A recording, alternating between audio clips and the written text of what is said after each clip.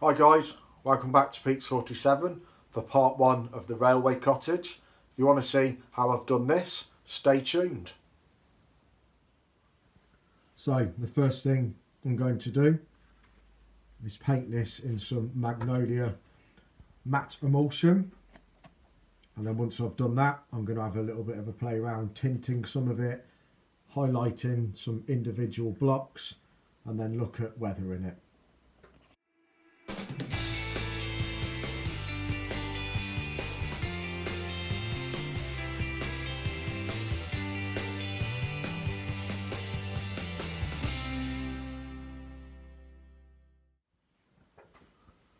So I've just dried that with a hairdryer. I'd say I've spent maybe a minute aside, and it gives you a really nice sort of chalky matte base coat to start with.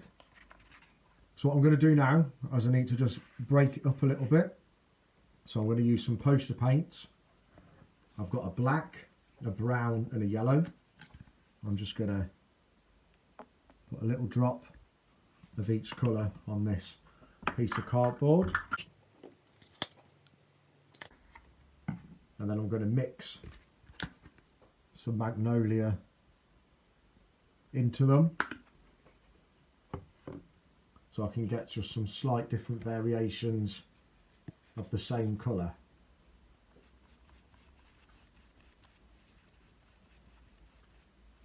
So only a touch of the brown. As you can see, it's just giving me a slightly different colour. Same with the yellow.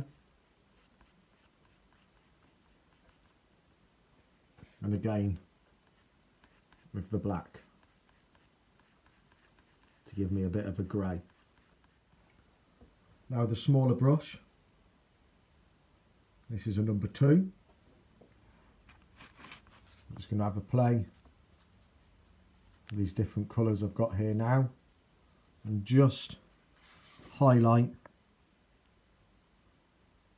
the odd block as a slightly different colour. There's a brown one, we've got a yellow here, a bit of brown over the top of that just to tone it down. Got the grey on there as well. I'm just going to go round, just do some random blocks just to break up the uniform. So I'll be back once I've done that.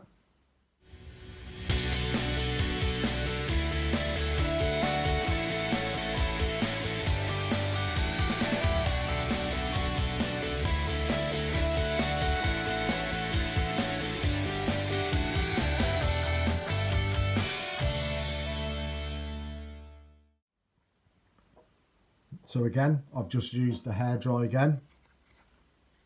As you can see, once it's dry, it's quite subtle. Can look a bit garish when you first put it on, but as it dries back, that's going to give me quite a good ground coat of just breaks up the variation of the blockwork. I may go a little bit further, do a few more, and I think it'll be worth the while once I've weathered it and I've matte lacquered it, which is what we'll be moving on to next. I'm also just going to dry brush around the chimney before I matte lacquer it. I'm just doing an up and down motion on this, and as you can see, just starting to pick some of the detail up, which is what we want around the chimney stack.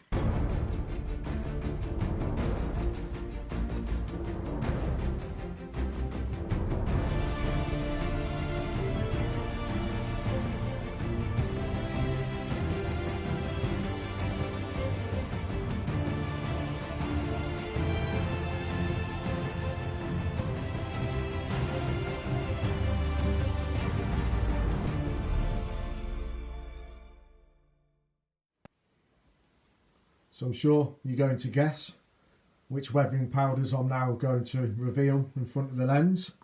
Yep, you got it. The black soot and the concrete dust. These both work great over this magnolia emulsion. and it's just a case of putting it on in up and down motion. It doesn't look like it's doing much, but once you matte lacquer it, it really comes into its own.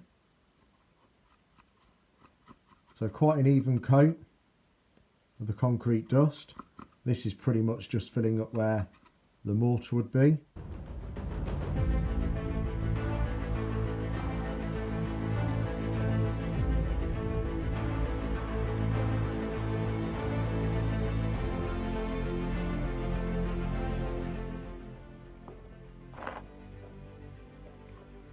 And already that's starting to look what I was hoping for. As you can see now, just these individual blocks I've done in slightly different colours. So we've got the black here, the browns here, the yellow here. Once you've weathered it, it sort of brings it all together and it just gives you that extra bit of variation. Doesn't look too bad as it is, but once the matte lacquer's on there, I'm expecting it to look even better again.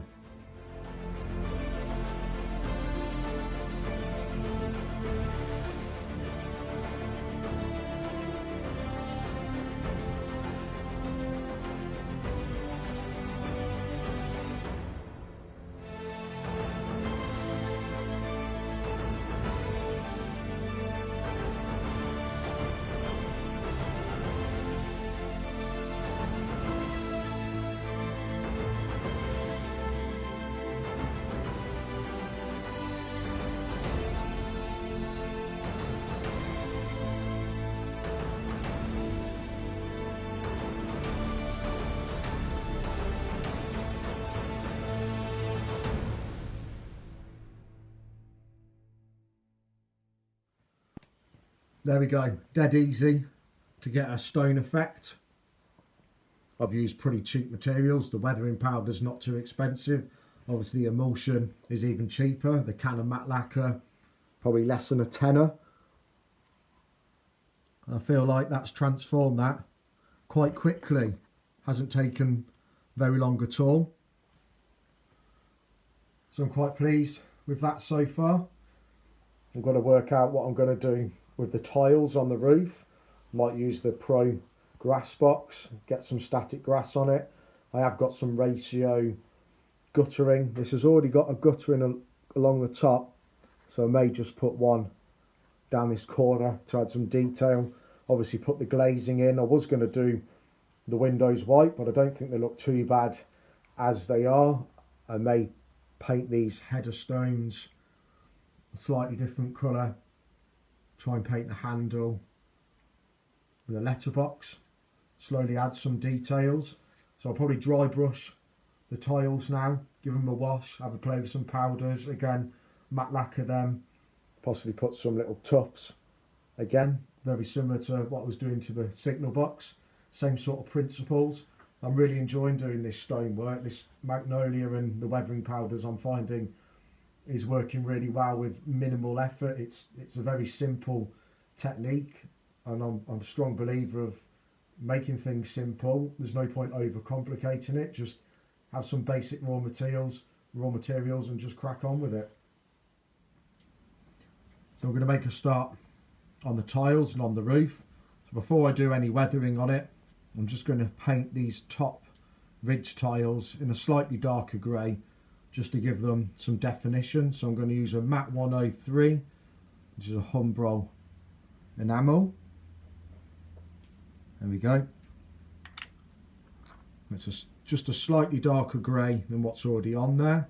And then with some whites and some blacks, I'm going to introduce some streaking and then try and put some lumps of mould in place. I don't think I'm going to use the Pro Grass box and give it a even coat of carpeted moss, more just spots of it, obviously keeping it away from where the chimney would be, because there certainly wouldn't be any moss growing around here, as this part of the roof would stay warm, so there'd be less opportunity for things to grow on there. So I guess if I'm going to do it prototypically, the further right I go, the more moss would have the opportunity to grow.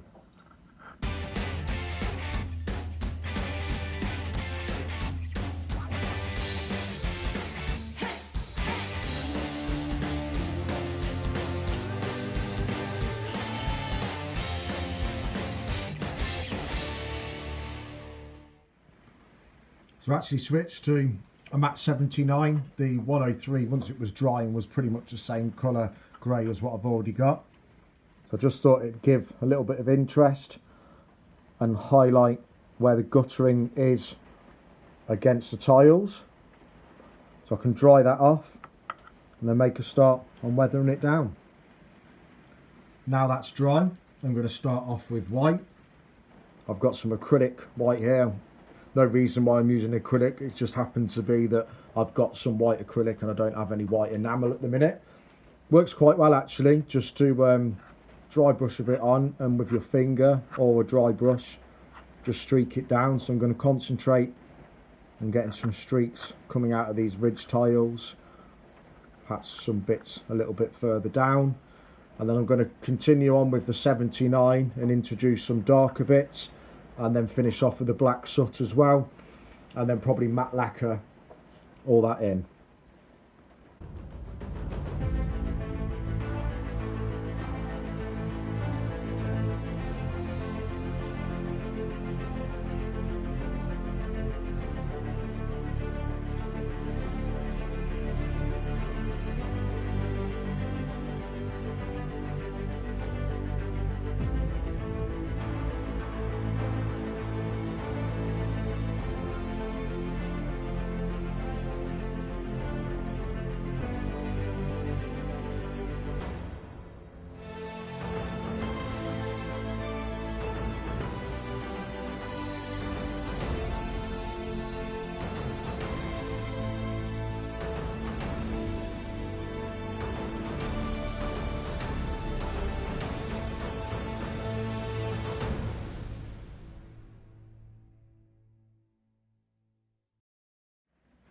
So that's matte lacquered now.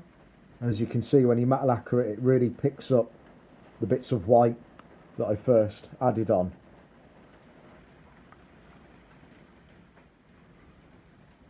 So I'm going to add some Scenics now. I'm going to use a Woodland Scenics T44 burnt grass, fine turf. Find it works really well. I'm going to also use some basing glue from WWS, and I've got it under a paintbrush. I'm just going to put some random dabs of glue for the moss.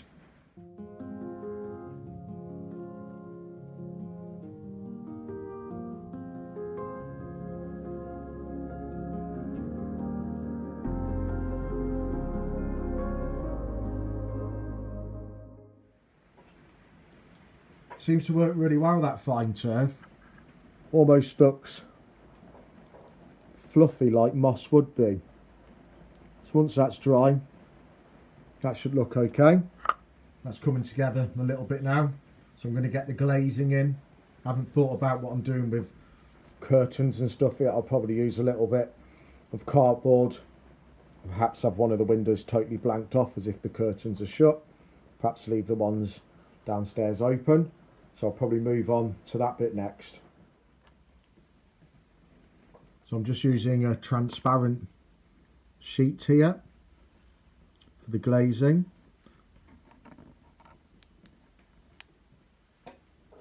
There we go. I'm using a UHU or UHU glue for this.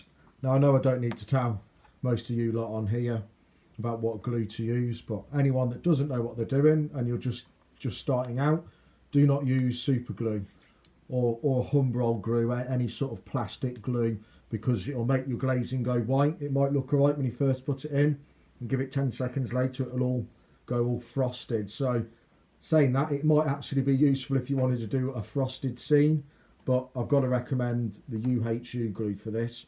You don't need loads of it, just 4 blobs in each corner. You can put it on with a paintbrush so you've got a bit more control, and then just with some tweezers just push it in.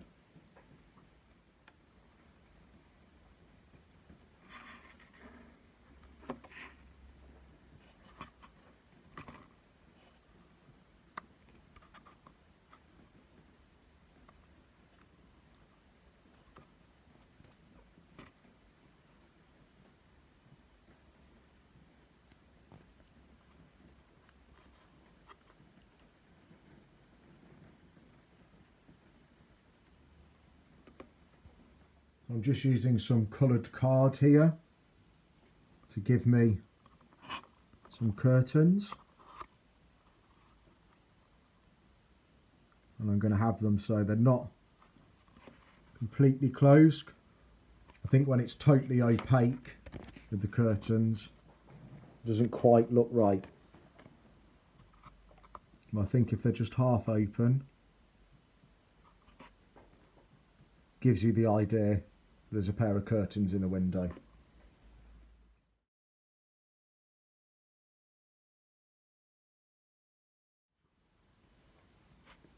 So I've added some brown curtains on the left, and for the bottom window I've got a little bit of tracing paper. I've tried to put some folds in it, and I'm just going to see if I can make it look almost like net curtains.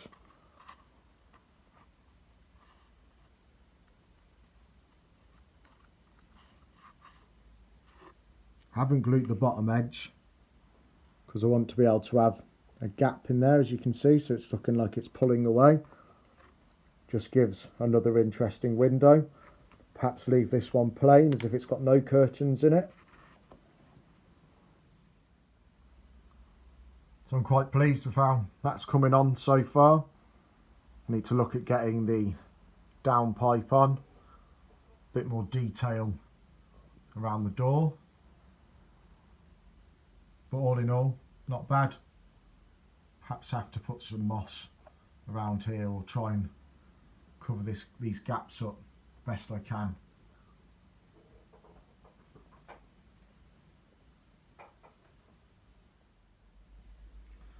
So I thought of potentially a better idea for covering up this gap. I really don't want to put moss around there, just for what I was saying earlier about if the chimney's on, you're not going to have any moss growing around it if you've got a fire burning.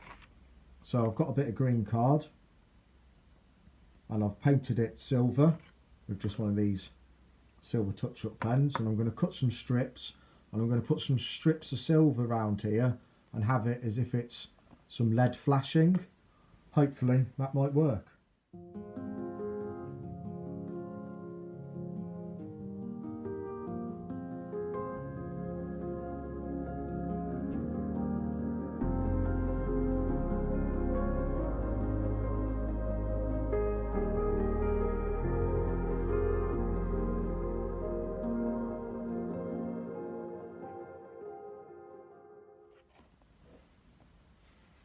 I've just knocked up a drain pipe going into a barrel.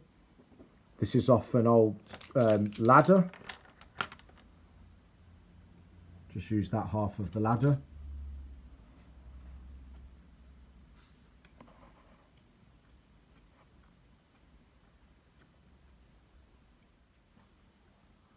So I'm going to leave that there for this episode. Hope you can join me for part 2. I'll be bedding this into the layout, doing the scenery. Probably going to scratch build a little lean-to for the side of it as an outdoor toilet or a storage shed, something like that. Quite pleased with how the flashings came out. Now it's dry, I've just scored some lines in it to make them look like actual separate pieces of lead. So I hope you can join me next time. Cheers.